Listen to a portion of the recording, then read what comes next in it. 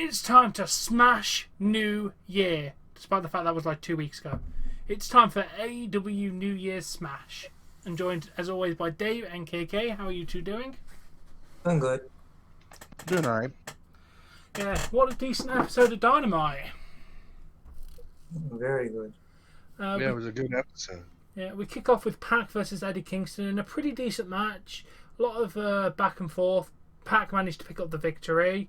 And then there was a big, massive brawl between pretty much Butcher and Blade. And Death Triangle versus Eddie Kingston's friends, Butcher, the Blade, and the Bunny. Yeah, there was a big brawl between all of them. So I'm expecting that to have like a 6-man tag at some point.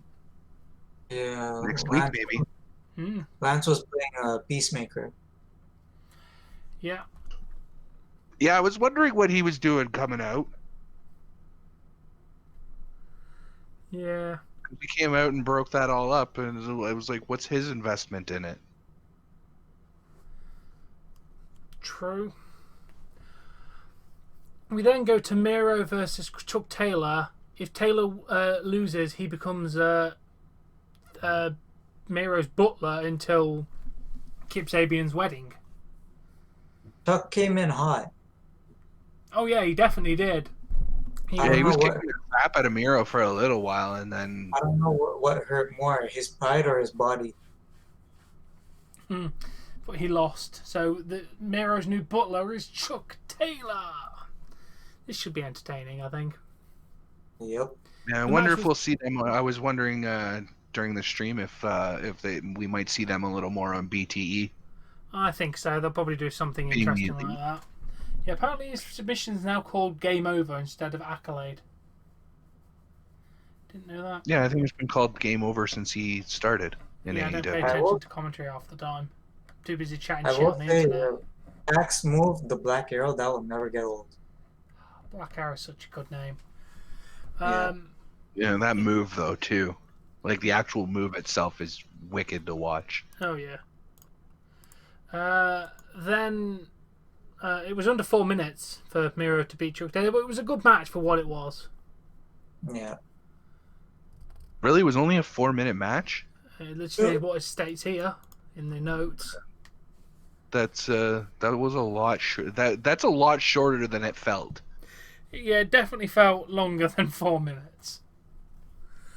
But it was a good felt longer, not like it felt longer because it was boring. Yeah, I agree. Then Matt Hardy and Private Party were getting interviewed.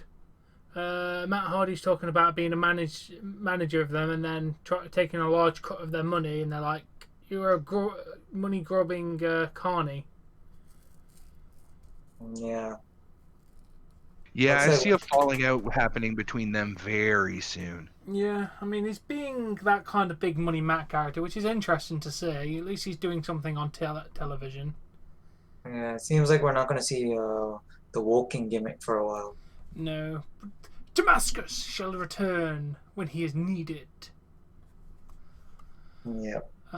Then we had an Inner Circle's New Year's resolution. MJF wanted to strengthen bonds with everyone else in the group and also get rid of fat people. They turned south real quick. Jake Hager wants more championships! More championships!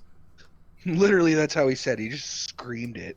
Yeah. And they're figuring out who's going to be the tag team champions of Inner Circle. Yeah, they're going to have a tag. They're going to have like a. Isn't that next week? Yeah, they're having a 2v2v2 match to determine who's going to challenge for the tag titles, I think. Yeah, you got Santana and Ortiz, MJF and Chris Jericho, and Sammy Guevara and Jake Hager. Should be a good match. Notice that Sammy's being pushed out of the group from being Chris Jericho's like mentoree to just being. Yeah, he's kind of been pushed out by MJF, and you can really see it. Yeah. Yeah, there's some sort of beef going on right there. Yeah. It was then also confirmed. I think that. I mean, personally, like I'd feel the same way about it, but it's just they're playing a jealousy angle from Sammy Guevara because he's been replaced. Yeah. Yeah. Should lead to a good match, though. Hopefully. Yeah. Then the Dark Order asked Hangman Adam Page to join, and he said he'll give it the decision next week, which I didn't actually hear, but it's in the notes. Yeah, they did a whole Dark Order segment. I kind of feel that I've been watching BTE the last few weeks and watching AEW. He's already kind of an unofficial member of the Dark Order, isn't he? Yeah. Like, Right. you just see him with the Dark Order a lot. Yeah, they really John do. Silver is really growing on to me. Yeah. Then we had Kenny Omega come out to his entrance. Then Don Callis said people are going to have separate entrances, and he introduced the band back together, Kenny Omega's two best friends in the world, the Good Brothers. We then saw a pissed off Young Bucks backstage. Too sweet. So, is this going to be Young Bucks trying to convince Kenny to leave Don Callis story? Maybe. I think this is what they're going for. Yeah, they face Varsity Blondes. Omega been a face like his whole career, and now he's doing this heel gimmick. Kenny's good as a heel, though, in my opinion. He is good as a heel. That's best for business. Yeah, I think so. I like Kenny as a heel. Yeah. They beat Varsity Blondes and Danny Limelight in a pretty decent match. And They were going off in that match. And then everybody came down and had a big, massive brawl. Yeah, basically the Everybody. entire locker room emptied out. Obviously, John Moxley came out and it went and attacked Kenny Omega, and then just everything just went crazy at that point. It's so weird seeing him without the belt. Yeah, I know. I did like Moxley as champion, but you can't keep it on him forever. No, you can't. He was champion for what? Just over a year? Just under a year? Something like that. Under. And he's only the second AEW World Heavyweight Champion, so it's best for business to pass that on. I don't like how they did it. I don't like the storyline that's been following it, but it's interesting wrestling. Yeah. We then had the waiting room with Britt Baker, which with Cody Rhodes as a guest, and then other random people came out, and you know what? It was Red Velvet and someone named Cargill apparently came out. You know what? It was bad. This segment Britt was Yeah, like yet another brawl.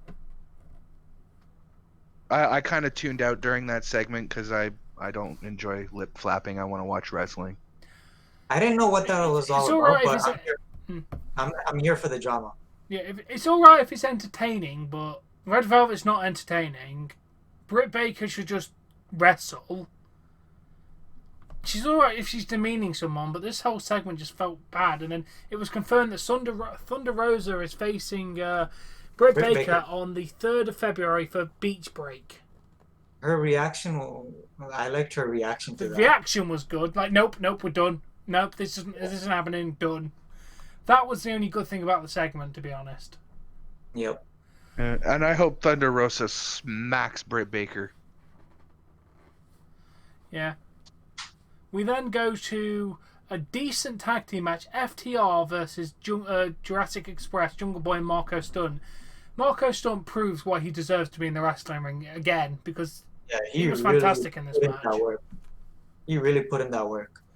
He really Yeah, does. he always does though. Whenever he steps in the ring, it's magic.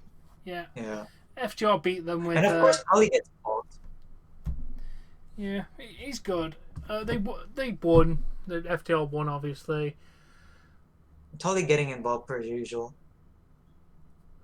Then Tay Conti proved why NXT should have never let her go in the first place, because she had a great match with Serena Deeb for the NWA Women's World Championship. Yeah. Yes, for a women's match, that was really good. Yeah. Serena Deeb. AEW Sorry, go ahead, KK. She was Serena Deeb. She's really hurt. She's gonna be feeling that for a while. Yeah. Yeah. Yeah. Then we go to the TNT Championship match, and what a damn match this was. There was even blood, which gives it extra points. I don't normally rate weekly television shows, but I think I'm going to have to give this match a 5-star, because I thought that from beginning to end, this match was fantastic. It feels wrong to keep watching, but we can't look away. Yeah, this was a great David versus Goliath performance. for most of the match, Cage was beating the holy crap out of Darby Allin. Literally big spots. The coffin drop when Cage was on them steps and he dived backwards off the turnbuckle. Lovely.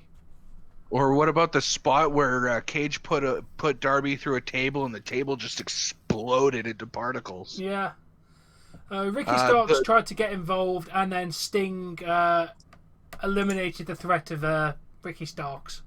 I like the fact that that's all that Sting did, because he didn't get involved in the match to decide for the decision, but made it so that it was a fair fight, or as fair as it can be with Darby versus Cage. Yeah, there was no distraction. It was nice there. to see Sting do something too, actually get physical with somebody. Yeah, like Into the rescue. The good thing is it didn't distract Cage. That him taking out Stark didn't distract Cage. It was Cage went for his finisher. Darby Allin managed to counter, and then win without. It wouldn't have mattered if Sting had taken Starks out or not. It didn't make It didn't factor into how he won, which was good. Overall, it was a fantastic show. Yeah, I'm giving it a 5 out of 5. What, for the actual match? Show. What are you giving the show out of 10? 10. You're giving it a 10 out of 10? I liked it. Dave, what are you giving it? It was a solid show. I'll give it like an 8.5, 9.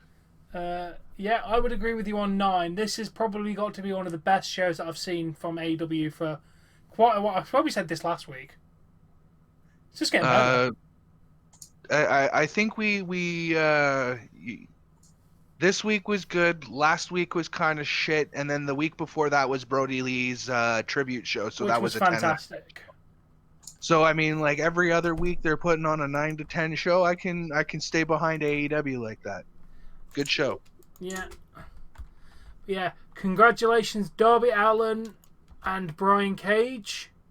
Oh, he bit him twice, eh? I didn't see him bite his hand. Yeah, Saw him bite his face. Yeah, he bit his hand as well. I'm just looking at the wrestling channel on Discord.